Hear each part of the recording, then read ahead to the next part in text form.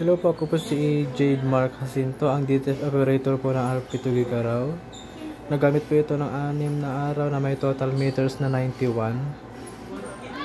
Ito naman po ang aming printer head.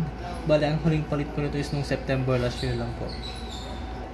Ito naman po yung capping na may 90% good condition.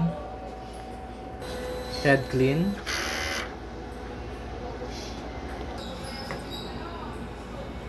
Ma'am?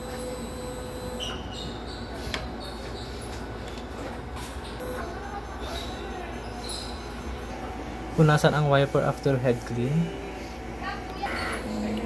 Nozzle check.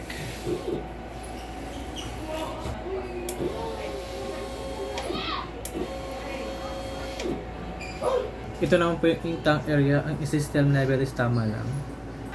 Ito naman yung AVR. Yan din naman yung ground wire.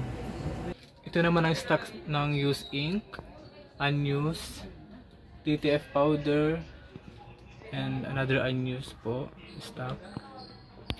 Ito naman yung DTF film. Ito naman ang records na nagamit sa solution green, DTF film, DTF powder, white.